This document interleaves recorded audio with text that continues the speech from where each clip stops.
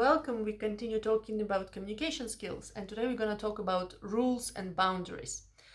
So, in the previous videos, we discussed about open communication, we discussed nonviolent communication, and I encourage you to first use our previous skills: active listening, empathy, nonviolent communication, open communication, and so on and so on, before trying to do the boundaries or rules, because boundaries and rules are more harsh and they are more difficult to implement and more risky in your relationship. So please try more mild methods first and then hard ways. And so what is a rule and what is a boundary?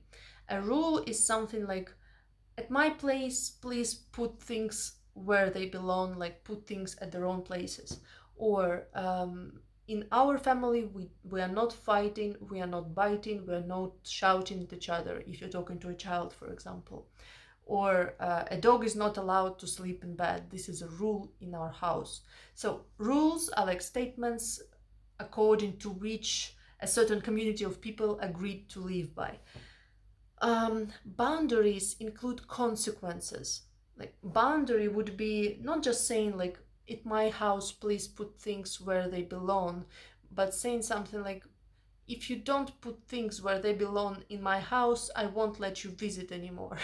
So boundary is stating consequence, like, if you don't do what I ask you to do, I'm going to do this. So this way you can give the person the idea of consequences they are facing if they do not do what you want them to do. So this is a boundary. When stating a boundary, it is essential that you are stating something that you can actually do in practice, because stating something and then never doing it isn't really a real boundary, and it's just eroding the other person's trust in you. It's especially true for parents, because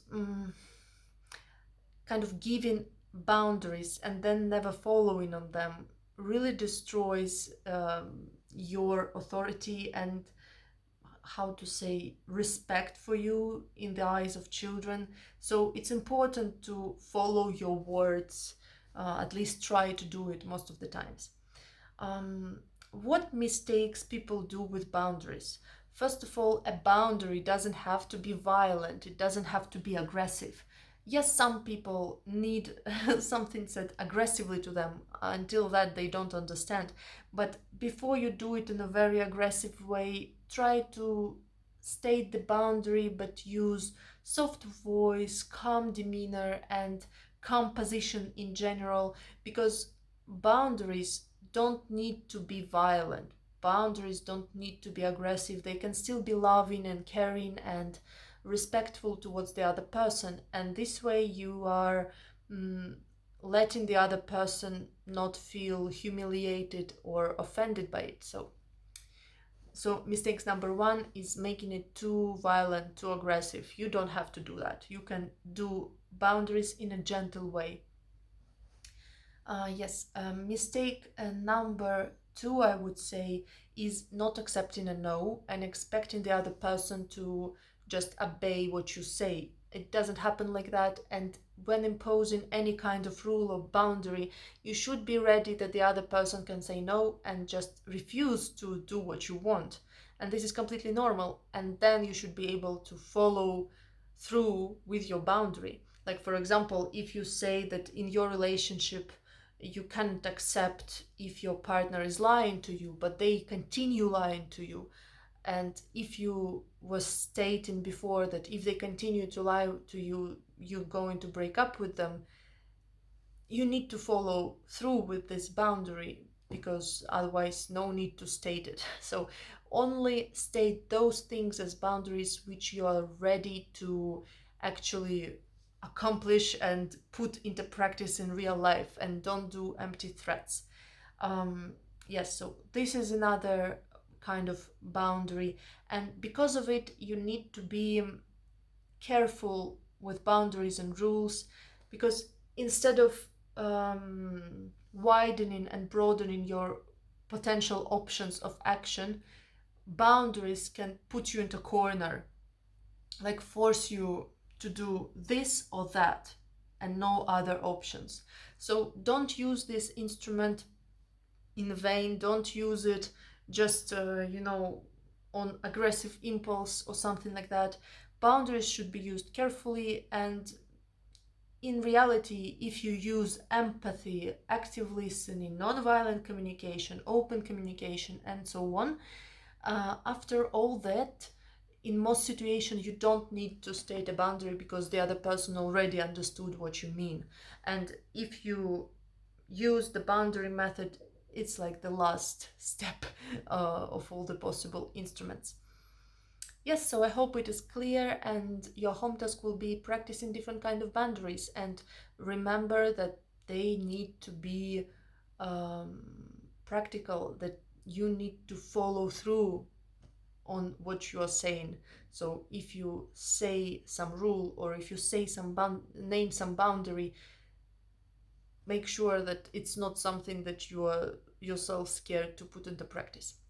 And I hope it was useful, and I hope this video was helpful. And the next skill is assertiveness skill, and just skill of kind of just not bending when somebody is trying to force you to do something as you want. But I won't cover it in much detail because, to be honest, it's not very often that people happen to have the need for this skill. In most cases, everything is solved with the previous ones, with boundary being the harshest one.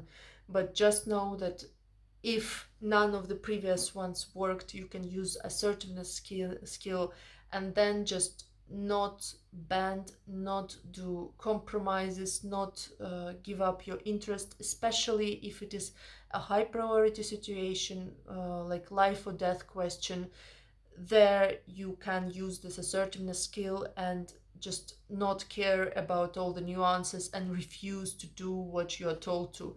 And it's essential that you know to say no, that you know not to follow orders when they are harmful. And unfortunately, it's really difficult for most people because it's kind of like really socially accepted, and we are trained to obey like authorities and hierarchy. So it's difficult to say a no, but it's also an essential skill.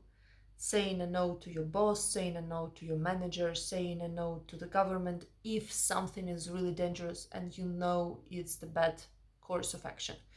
Yeah, and what can you do to become better at saying no? Practice it. Practice it all the time. Practicing tolerating the discomfort of maintaining this kind of tension and not giving in. Practice saying no in small situations at first. Practice stating your boundaries in small situations, and then you will slowly get used to bigger and bigger discomfort. It's kind of like lifting a weight, like exercising. At first you exercise without any weight, then you exercise with 1 kilogram, then you have 5 kilograms, then 10, then suddenly a year later it's 20 kilograms or something. So steady increase of difficulty.